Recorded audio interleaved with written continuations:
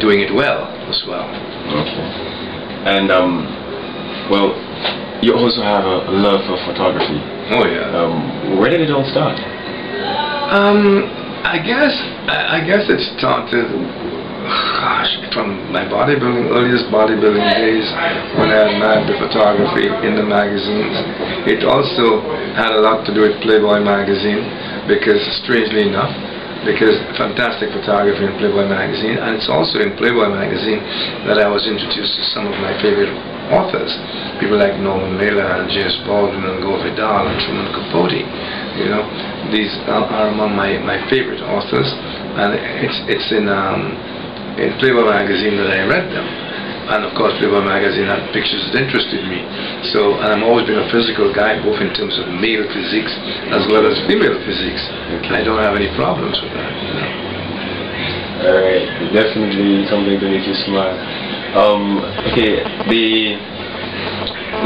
those persons living in St. Lucia, those people living in St. Lucia, sorry, know about how should I call it?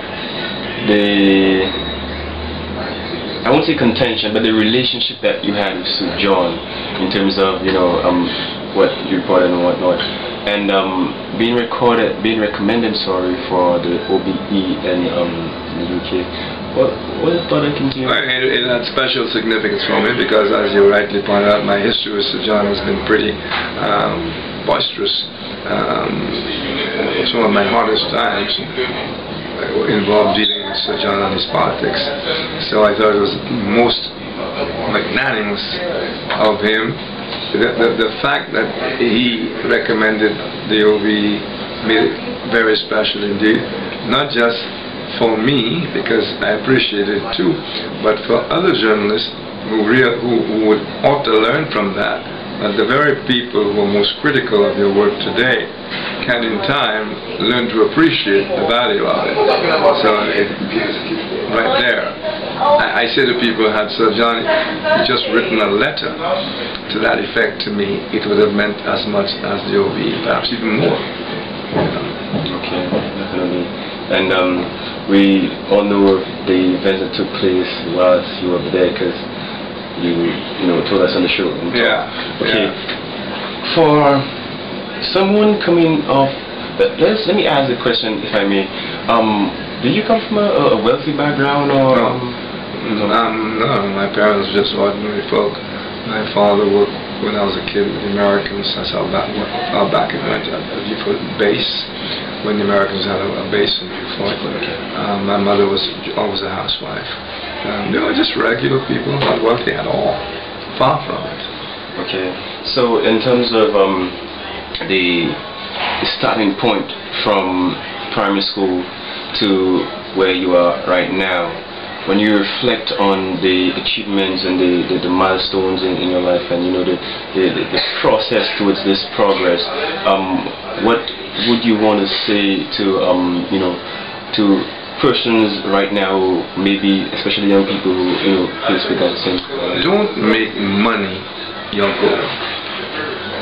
Make the accomplishment your goal, and you'll find that when you get there, the fruits just come almost automatically in far greater abundance than you imagined.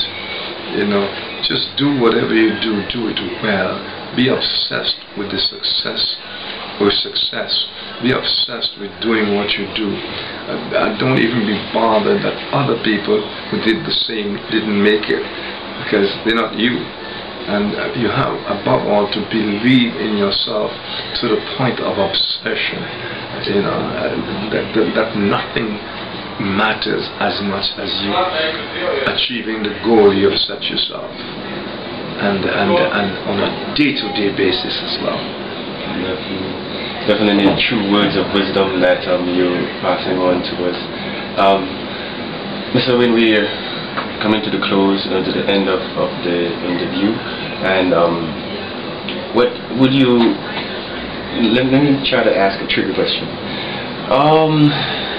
We know that the 70th birthday is Jordan 9.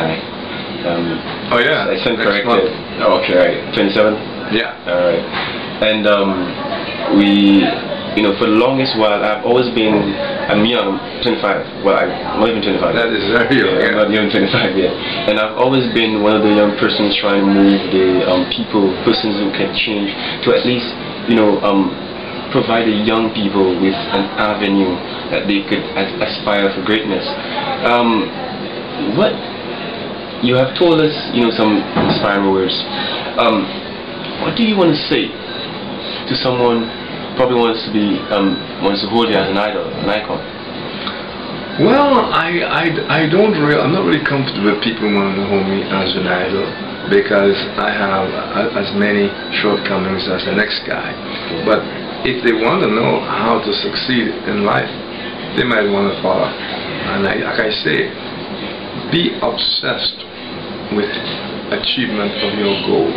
You have to be able, like in bodybuilding, even before you ever stand on that stage and somebody declaring you Mr. America, you already have been there in your mind. Every day you go to the gym, you know it's one step closer to Mr. America. You can feel the trophy. You can hear the applause long before you ever step on that stage. That is knowing you will succeed. You have to know it, you have to taste the victory long before it actually occurs. And regardless of what it is you're pursuing. You've got, if you're a writer, you've got to see yourself with a book that everybody's talking about. You can feel it and believe you can do it. So, first of all, you have to believe in yourself with a passion. And when you have that kind of belief, nothing is impossible. And you have to also be ready to pay whatever price that success demands. Okay. Kind of like one of the quotes I live by: if you want something, you gotta be really willing to take a risk. But if you really want something, you gotta risk everything that you have. Well, Mr. Wade, I want to say thank you very much for listening to you. Pleasure.